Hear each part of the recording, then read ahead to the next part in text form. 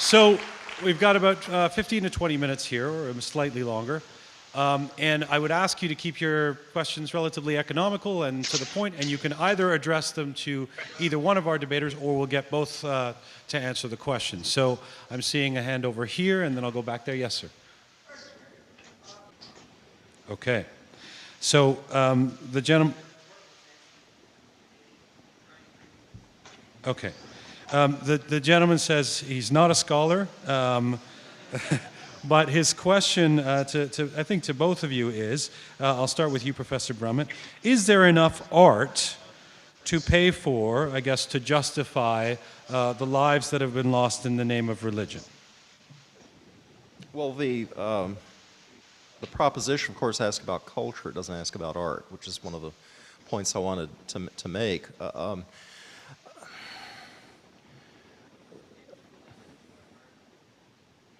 Well, but the shirt you have on, that's culture, you know. Well, it's a wonderful shirt. It's just a marvelous thing, and I'm better for it.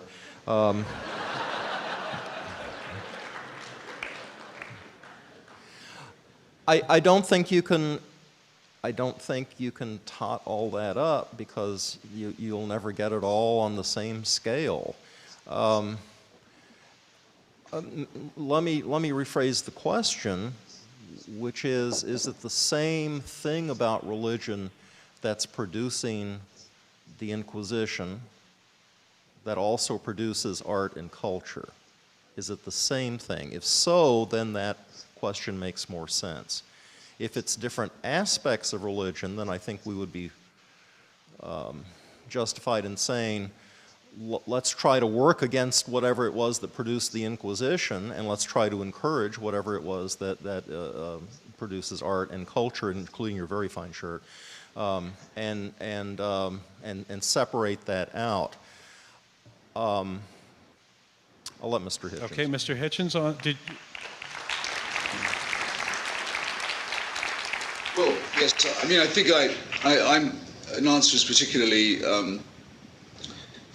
exacted of me, because if there's a confusion here, it must be my fault. I didn't want to set up a false dichotomy between religion and culture, or, I'm sorry, culture and religion here, in the sense of saying they were mutually exclusive, any more than I would say that you couldn't have one without the other. What I hoped we would do, certainly what I hope we've provoked people to thinking about, is to find out what the best contingencies are in which culture flourishes, to see if faith is one of those, and if it is not, if it is found that culture can be produced without faith and without the political systems and social systems that go with it, most of them tending to be tyrannical, then that would be a very great thing. And that's why I adduced the example of the Parthenon. Because, for example, I've been to many of the other monuments of antiquity. I've been to Babylon, I've been to Baalbek, to Karnak, I've been to the Great Zimbabwe ruins in Africa. So it's very hard to visit them without being acutely aware they were built by slaves. Somehow it shows they're built to impose, to impress, to show who's in charge. And that, for me, takes away their cultural contribution a little bit, just a little bit, but an important bit, in the way the Parthenon does not. The Parthenon is light and open, and is the work of many hands directed by superb cultural and artistic producers. If we take a very pressing contemporary example, what would you say, I'll answer my own question, but what would you say the culture of Persia used to be best known for? What do we owe to Persia in terms of human culture? Well, the poetry of Hafez and of Omar Khayyam, quite probably the discovery of sherbet, the making of wonderful wine in Shiraz, one of the finest wines ever produced, the games of backgammon and chess. If we can have shirts, Professor, and I agree with you that culture is very wide, I think we have to include these as human achievements too. Now, all of these are actually specifically negated by the idea that Iran needs faith in order to have a culture. all of the wonderful things I've just mentioned, and they're by no means exhaustive, are repressed, disfigured, sent into exile as far as is possible by those who know they are right, by those who already know that they have all the information that they need, by those who already have all the moral authority that could possibly be needed. This is a terrible situation, and it's made more terrible by the increasingly likely prospect that people who know they're right, this is to address the perfection question, Professor Brummett, are about to become the possessors of apocalyptic weaponry, or if they're not already. Because then we really will find out whether culture can survive religion or not. And it already is a very pressing question for our time. Okay. Thank you for the question, and thank both great answers. By the way, if I may speak as a member of the tribe, one of the cultural, you forgot the two cultural contributions of the Persians, Christopher Hitchens, romance and pistachios as well. Oh, right. The pistachio industry is now run by Mr. Rafsanjani himself. Private monopoly of one of the clerics. In the green shirt over there, yes. Mr. Hitchens, since I have the mic, thank you very much for joining us tonight. I think we all really appreciate it. I'd like to ask, since you have spoken and written in the past about the value of transcendent experience, obviously religion and transcendent experience seems to be tied to a great degree. And I'm wondering, in terms of the cultural impacts of transcendent experience, what do we risk losing, or do we risk losing anything by potentially losing religion? Thank you. Well done. Good. Okay. Well, you rather invite, thank you, by the way, for your kind words, you rather invite my answer, I think, here, which is certainly, I would not find trustworthy somebody who professed themselves to be indifferent to the extent of saying that they'd never had a spiritual or an ecstatic moment. I think that people who would be indifferent to the combination of landscape, music,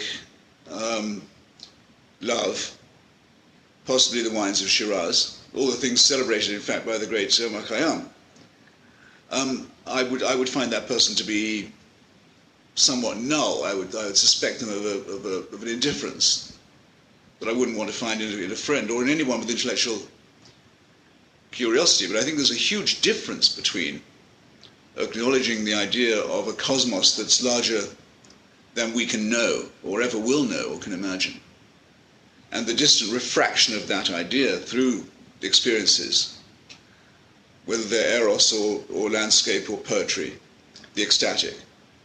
There's all the difference in the world between that and regularly prostrating yourself or sinking to your knees and repeating an incantation in the hope that the more you say it, the more true it's likely to become. That, by contrast, seems to me to be completely banal.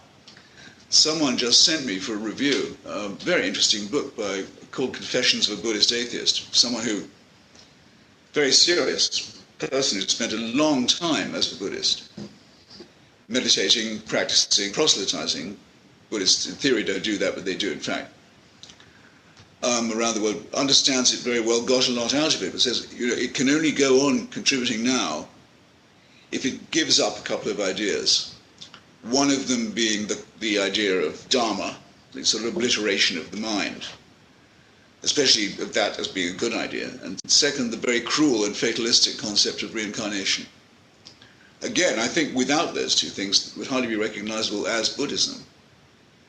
But clearly there's something worth saving from a cult or a movement, let's not call it a religion if you don't want to, that does believe in meditation, that believes in intense reflection.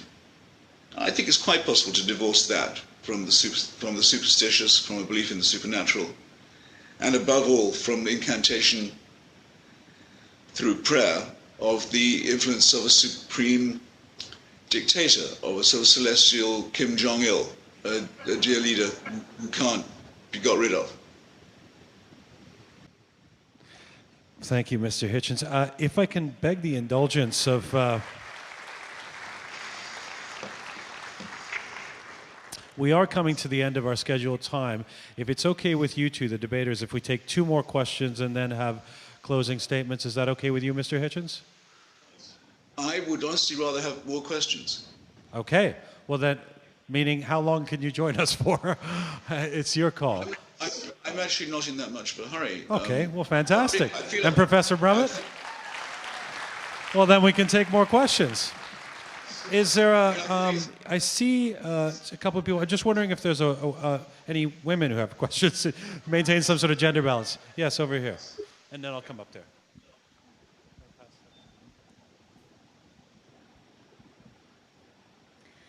This could be for either of you, but in particular, Mr. Hitchens, I was trying to imagine being in the position of somebody who would argue that religion has been a positive force on our culture.